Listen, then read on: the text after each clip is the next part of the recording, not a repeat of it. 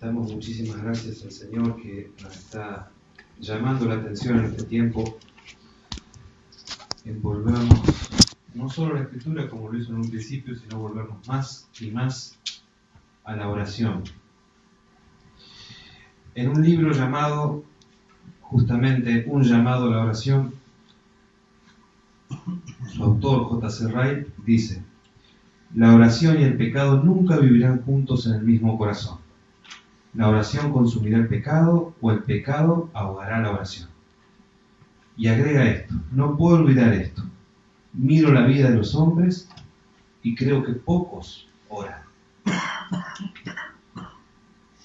Esa es parte de la realidad de la iglesia. A veces no oramos lo suficiente o no oramos directamente.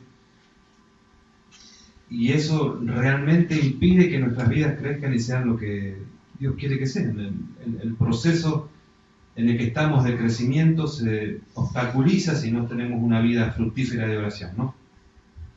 Nosotros notamos un montón de metáforas acerca de la palabra. En la misma Escritura se dice acerca de la palabra que es pan, que es agua.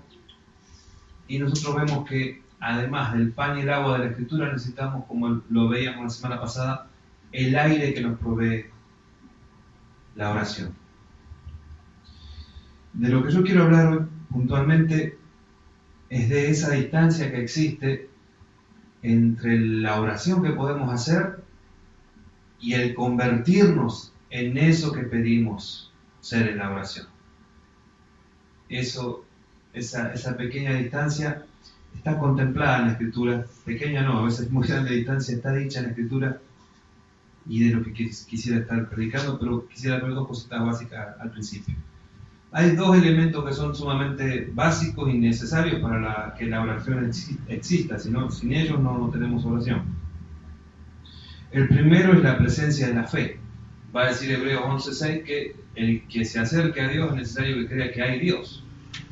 Si no hay esa condición necesaria de la fe, no hay posibilidad de oración. En Lucas 22, del 31 al 32, es el Señor Jesús que está diciéndole esto a los discípulos y especialmente a Simón Pedro, ¿no? Simón, mira que Satanás ha pedido zarandearos como si fuera el trigo, pero yo he orado por ti. Y fíjense por qué elemento ora del discípulo, ¿no? Para que no falle tu fe. Y tú, cuando te hayas vuelto a mí, fortalece a tus hermanos. Tampoco era solo por él, era también en relación al resto del grupo.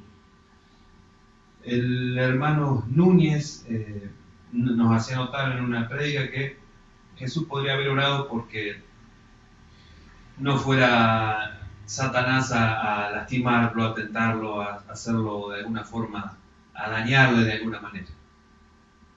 Y no, por lo que Jesús ora es porque la fe del discípulo permanezca, sea constante. A pesar de que sabemos que va a tener sus caídas y sus momentos difíciles en su relación con Dios, pero la fe va a permanecer y va a volver a encaminar a Pedro y va a tener un reencuentro con el Señor. Ese sería el primer elemento, la fe. Y el otro que nunca tenemos que perder de vista es que la oración es cambio. Posibilidad de cambio, le puse yo por saber cómo llamarlo de una mejor manera. Si nosotros nos acercamos obstinados con que queremos que Dios haga algo y que lo haga de nuestra manera, estamos como cerrándonos a la posibilidad de verdadero cambio que el Señor quiere producir en nosotros a través de la oración. Y mucho de ese cambio a veces es aceptar la voluntad de Dios, que es muy distinta a la nuestra. Vemos esto claramente cuando el Señor Jesús allá en Mateo 26:39 dice, Mateo, ¿no?, el relator del libro, yendo un poco más adelante, hablando del Señor Jesús, ¿no?, se postró sobre su rostro, orando y diciendo: Padre mío, si es posible, pasa de mí esta copa, pero no sea como yo quiero, sino como tú. Entonces, esos son como dos requisitos básicos y necesarios para comenzar la oración. Creer que Dios está escuchando esa oración y que va a dar una respuesta. Y cuando me dé esa respuesta, posiblemente sea una respuesta que siempre en realidad es así, me va a mover a un cambio. Va a querer hacer que algo de mi forma de ver la vida o de mi pensar sea modificado. hablando de todo eso, es que quisiera compartir con ustedes este pasaje que sí les invito a leer y que va a tratar un poco entre lo que les anticipaba hoy, ¿no? La oración que el Señor Jesús les enseña a sus discípulos, que nosotros conocemos como Padre Nuestro, y aquel código de vida que el propio Señor en el mismo Sermón del Monte dice que es lo que debiéramos llegar a ser nosotros, ¿no? Lo que conocemos como las bienaventuranzas. Son como el código ético de vida de cada uno de los cristianos, o sea, la forma en la que debiéramos conducirnos en esta tierra, representando al Señor, que es el Rey del reino del cielo, el reino de luz, así se lo llama en la Escritura. Este texto es el que está en Mateo 5, 3 al 14. Está todo dentro del mismo Sermón del Monte, y yo lo veía haciendo una especie de simplificación, que en la oración estaría, o en este pasaje primero de las bienaventuranzas, estaría dicho el qué debemos llegar a hacer, y en la oración el cómo llegamos a hacer eso, porque las cosas que se piden en la oración están relacionadas con estas que debiéramos llegar a hacer. Escuché también de alguien decir alguna vez que mucho del carácter cristiano se forma en la comunión de la oración. Mucho, no solamente en la oración, ¿no? También la palabra la que nos forma, la comunión con hermanos, todos los medios de gracia que nosotros llamamos, que conocemos, ¿no? Y que llamamos medios de santificación o medios de gracia. Pero mucho del carácter cristiano, decía esta persona, se forma en la comunión íntima con Dios en la oración. El pasaje de Mateo 5, del 3 al 14, dice así: Bienaventurados los pobres en espíritu, porque de ellos es el reino de los cielos. Bienaventurados los que lloran, porque ellos recibirán consolación. Bienaventurados los mansos, porque ellos recibirán la tierra por heredad. Bienaventurados los que tienen hambre y sed de justicia, porque ellos serán saciados. Bienaventurados los misericordiosos, porque ellos alcanzarán misericordia. Bienaventurados los de limpio corazón, porque ellos verán a Dios. Bienaventurados los pacificadores, porque ellos serán llamados hijos de Dios. Bienaventurados los que padecen persecución por causa de la justicia, porque de ellos es el reino de los cielos. Bienaventurados sois cuando por mi causa os vituperen y os persigan, y digan toda clase de mal contra vosotros, mintiendo. Gozaos y alegraos, porque vuestro galardón es grande en los cielos, porque así persiguieron a los profetas que fueron antes de vosotros.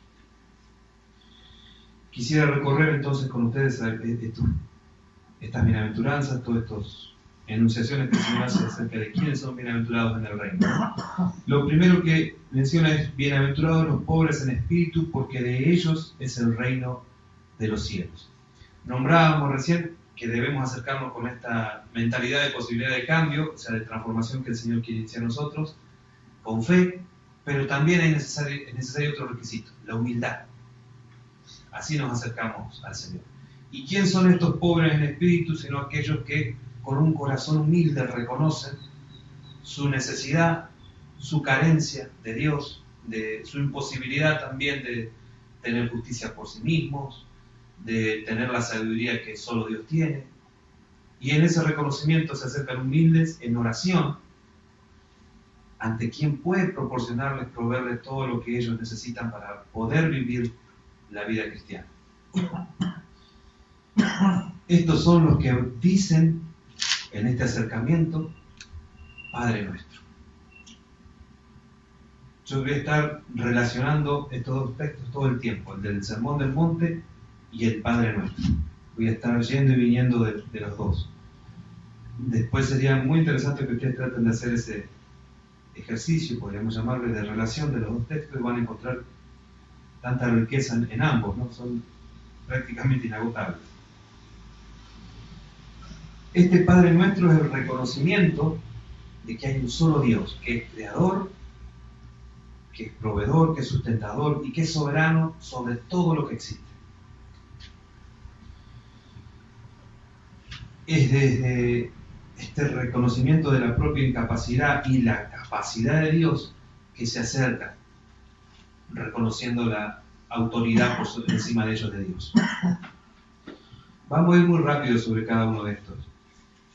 Simplemente quisiera ir preguntando, después de repasarlos muy brevemente, si es esta parte de nuestra oración.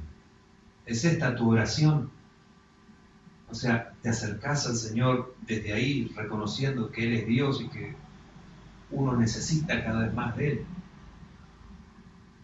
Esa es la primera parte de la pregunta, y la segunda es, ¿sos esta oración? ¿Te estás convirtiendo de a poco en esta oración? Tu vida se va convirtiendo en esto. En alguien que no solo ora, necesito de vos, Señor, sino que vive realmente en un constante saber que necesita de Dios y que todo lo que necesita está en Dios.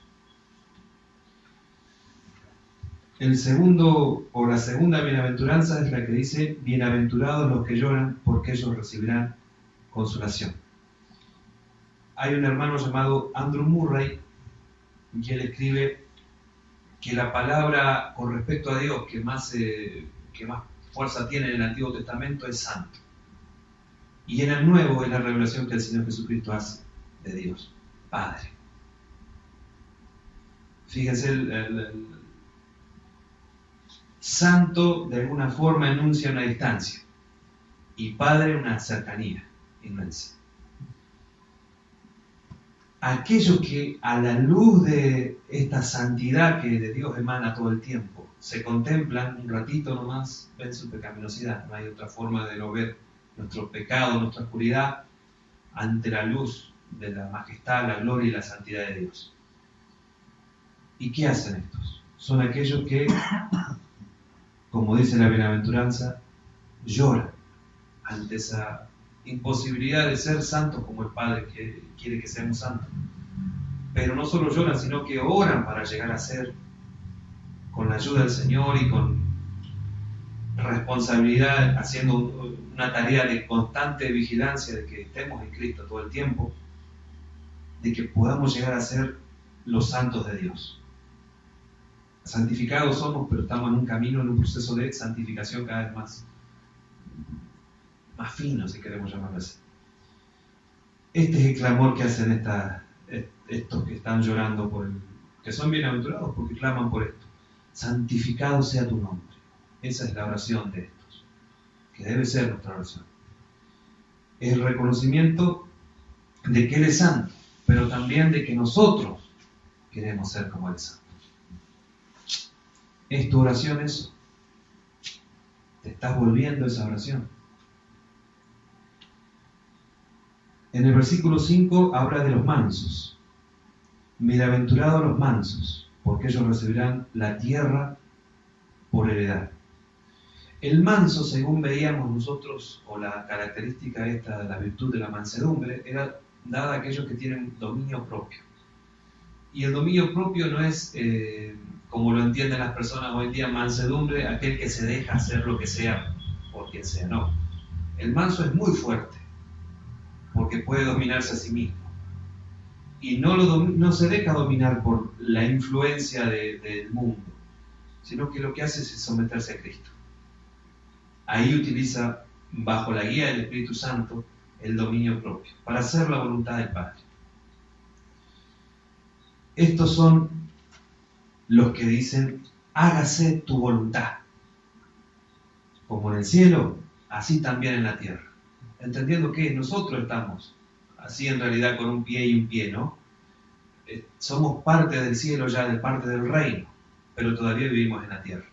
Y necesitamos que la voluntad de Dios se siga haciendo cada vez más en nuestras vidas. Mucho más. Estamos creciendo en ser esos mansos que cada vez se someten más y que oran y se van haciendo esa oración, ¿no? Más conformes al corazón de Dios. En el versículo 6 habla de bienaventurados los que tienen hambre y sed de justicia, porque ellos serán saciados. Siempre es justicia, lo vamos a ver asociado a la Escritura, o mayoritariamente, unido a la idea del reino.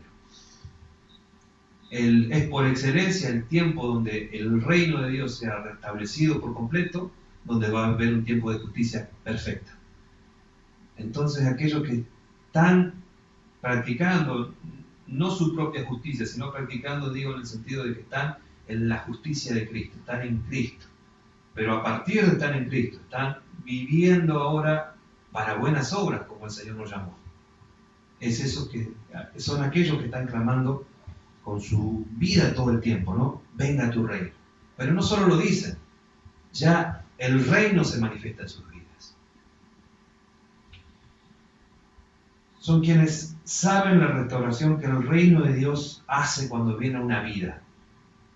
Y quieren eso, oran porque eso que ellos están experimentando, esa hermosa restauración, esa completa restauración que hay en Cristo, también la experimenten todo el resto de las demás personas. Y sabemos nosotros que esa restauración va a alcanzar a todas las cosas.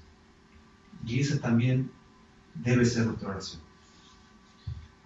Estamos orando así, estamos orando para que venga el reino de Dios, para que la justicia de Dios sea cada vez más manifiesta. Y vuelvo a la otra pregunta. ¿Está nuestra vida haciéndose eso? Bienaventurados los misericordiosos, porque ellos alcanzarán misericordia.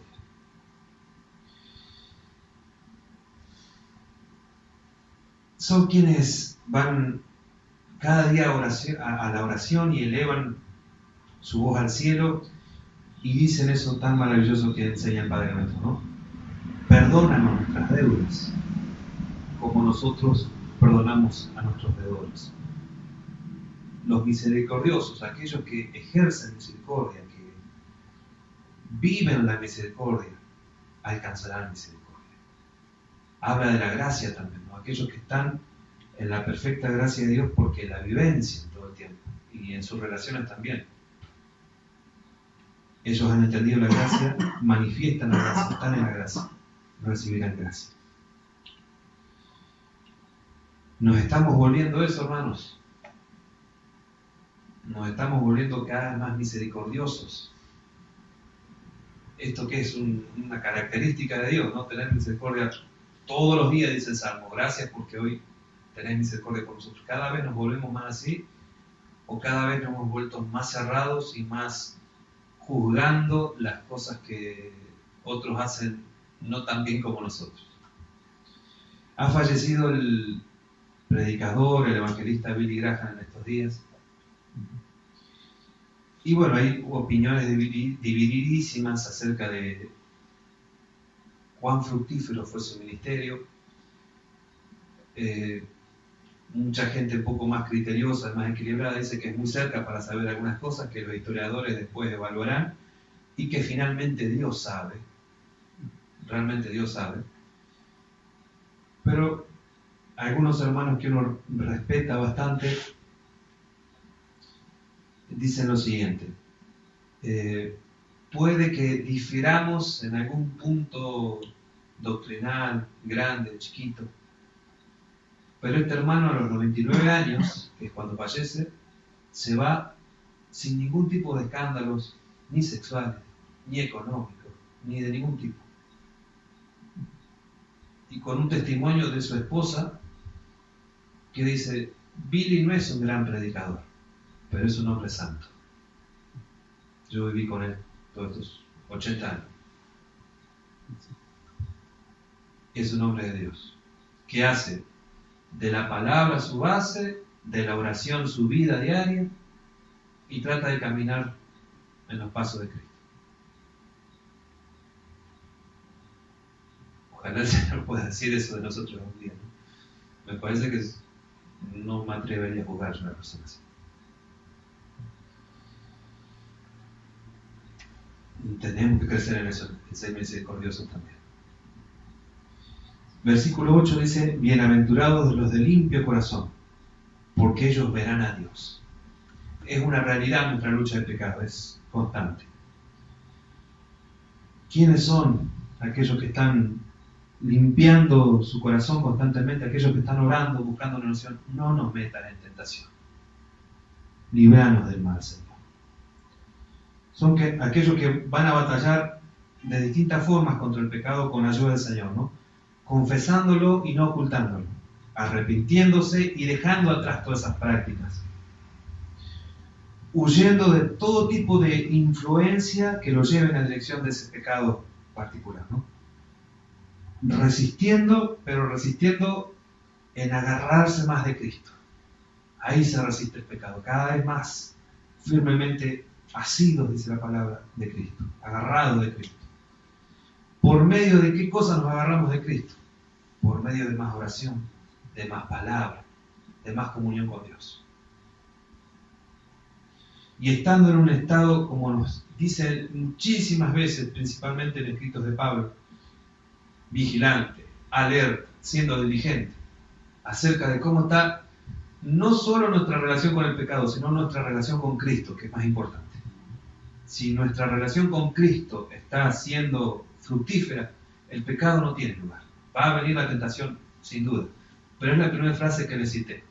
Si tenemos una vida, por ejemplo, de oración abundante, esa vida va a ahogar el pecado.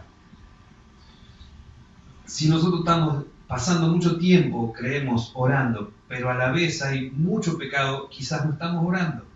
Quizás estamos solamente repitiendo de memoria cosas o hablando al aire. Capaz que orando sin fe, orando y no escuchando la voz de Dios para recibirla y decir, tengo que cambiar esto. O escuchándola y no cambiando nada.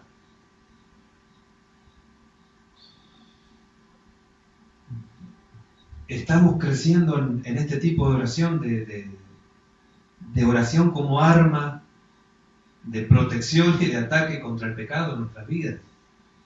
Nos estamos volviendo más santos. 9.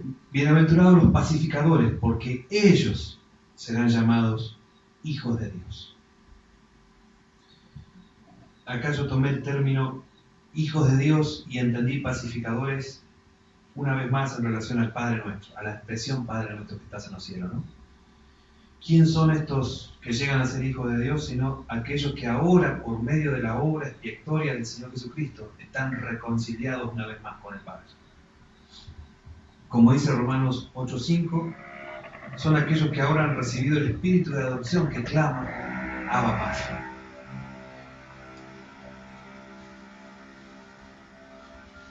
Estamos creciendo en nuestra semejanza con el Padre. Estamos volviéndonos esa oración cada día. Y por último, bienaventurados los que padecen persecución por causa de la justicia, porque de ellos es el reino de los cielos. Bienaventurados sois cuando por mi causa os vituperen y os persigan, y digan toda clase de mal contra vosotros, mintiendo. Gozaos y alegraos, porque vuestro galardón es grande en los cielos, porque así persiguieron a los profetas que fueron antes de vosotros. ¿Y quiénes son estos sino aquellos que claman, confesando, ¿no?, que tuyo es el reino, el poder, la gloria por todos los siglos? Saben que en esta vida van a experimentar, y acá nos está diciendo que por la causa de Cristo, muchas veces persecución o burla o lo que sea,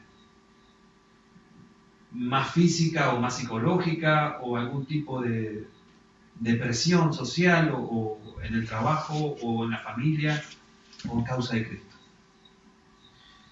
Pero vuelvo a la idea del reino. Saben que el reino es de Dios y que este rey va a volver a establecer ese reino finalmente, y que todo dolor, todo sufrimiento, toda experiencia difícil de transitar, con esperanza miramos a la restauración de ese reino, y que va a ser superada y va a ser totalmente vencido todo el poder del pecado, de la maldad, de la muerte, que ya ha sido vencido en Cristo. Son aquellas personas también que, fíjense que dice, no